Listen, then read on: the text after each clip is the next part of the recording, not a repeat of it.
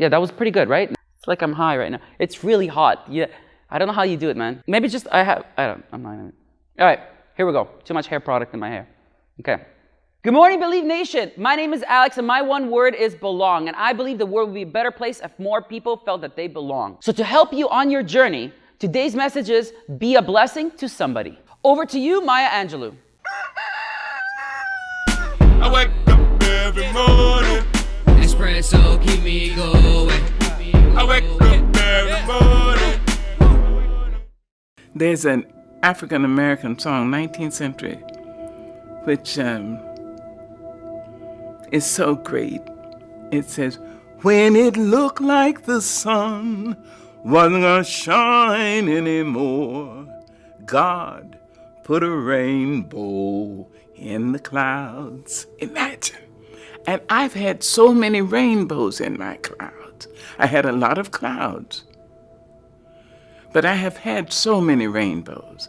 And one of the things I do when I step up on a stage, when I stand up to translate, when I go to teach my classes, when I go to direct a movie, I bring everyone who has ever been kind to me with me.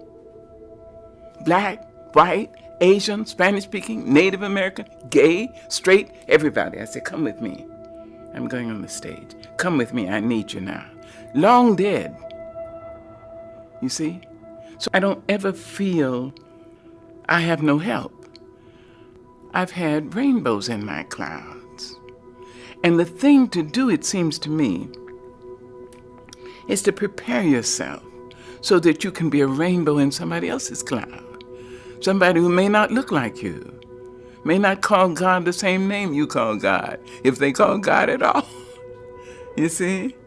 And may not eat the same dishes prepared the way you do, may not dance your dances or speak your language, but be a blessing to somebody. This message resonates with me as a human being, as an instructor, as a speaker, as a leader. It is super important that you take responsibility, not only for yourself, but for the well-being of others. Because ultimately, you never know what kind of impact you can have on others. When I was a student, 7 years ago, I struggled asking women to dance. So here was I, sort of a beginner dancer, going to socials, and just being too afraid to mess up, make mistakes, and people not wanting to dance with me. And I remember there was a short woman, she was like 5'1", 5 foot. She came up to me, she was an advanced dancer. She had no reason really to ask me to dance, but she saw how afraid I was, and she offered to dance with me. And for multiple socials, as I kept going out, she would always ask me to dance. And every time I'd get nervous, I'd make mistakes, I'd be hard on myself, I'd start looking around and looking at all these other people dancing, and just that being intimidating for me. She would tell me that it's okay, that it's not important. Just keep dancing, smiling, that I'll get better. I saw her about 6 years later at a social. By this point, I was already an instructor. And when I saw her at one of our socials, I ran up and I gave her a hug. And I told her how much of a difference and impact she made on me, on my confidence, and was one of the pivotal reasons why I stuck around, even though at the beginning, I was one of the worst dancers. Never underestimate how powerful a simple hello, a thank you, or you're doing a great job can be. Every single day is an opportunity to make a positive impact in the smallest of gestures in people's lives.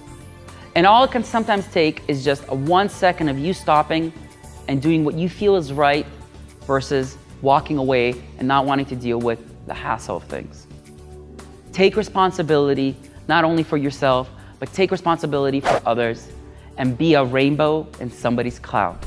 The question of the day is, what's one regret that you have right now where you wish you could have been a rainbow in someone else's cloud, but you didn't take action? Leave it in the comments below. I'm excited to see what you have to say. I want to give a quick shout out to Emma Hayward. Emma, thank you so much for purchasing Evan's book. It really means a lot to us. I'm really curious when you figure out your one word, and when you do, leave it in the comments below with your answer. Thank you so much for watching. We believe in you, and we hope you continue to believe in yourself and whatever your one word is. And we'll see you tomorrow morning for another shot of Entspresso. It's the ultimate source of satisfaction within ourselves.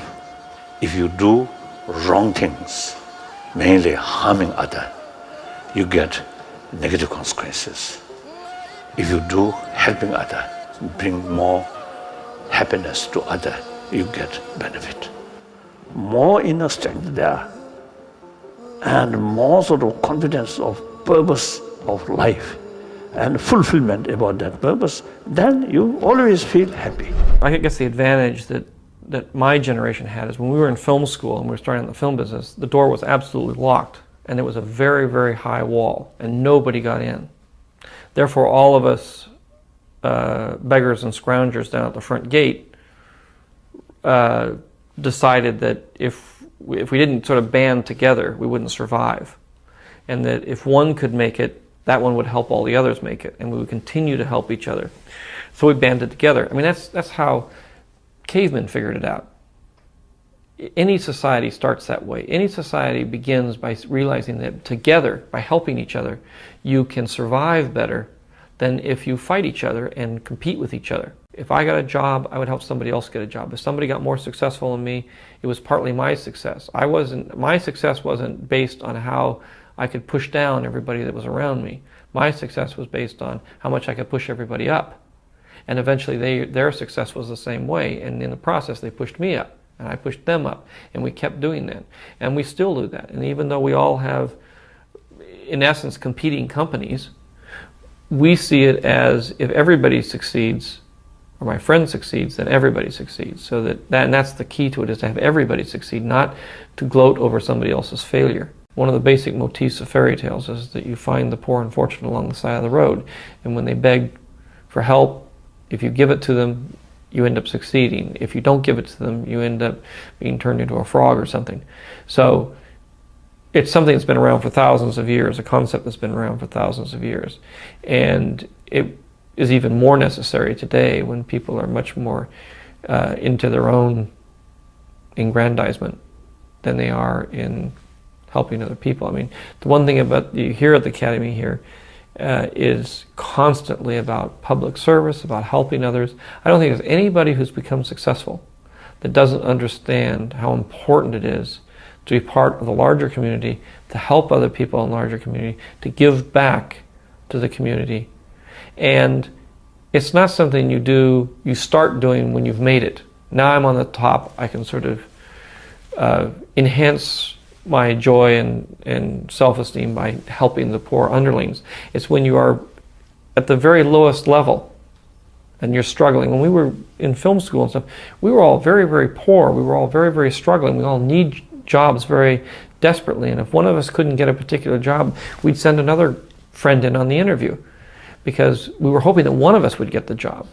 And so you do it right from the very beginning. You can start every single day. Whether it's helping your brother or sister, or helping your peers at school, or helping in the community. But it's not just a kind of public service thing. It's a way of life. If America is the pursuit of happiness, the best way to pursue happiness is to help other people, because there's nothing else that'll make you happy. You can be as rich and famous and powerful as you want to be, and it will not bring you happiness. And that's said over and over and over again. It's such a cliche that it hardly needs to be said, but people don't understand that it's actually true. And you can find people rich, powerful, and famous, and they aren't happy. And you can find people who have discovered the fact that it's really helping people, it's really being compassionate toward other human beings, that makes you happy. At the risk of sounding like a Miss America contestant, the most fulfilling things I've experienced have truly been the human interactions. Spending time with women in village banks in Mexico with Finca, a microfinance organization, meeting young women who were the first and only in their communities to attend secondary school in rural Kenya with Free the Children, a group that builds sustainable schools in developing countries, trekking with guerrilla conservationists in Rwanda. It's a cliche because it's true, that helping others ends up helping you more than anyone. Getting out of your own concerns and caring about someone else's life for a while reminds you that you are not the center of the universe, and that in the ways we are generous or not, we can change the course of someone's life. Even at work, the small feats of kindness crew members, directors, fellow actors have shown me have had the most lasting impact.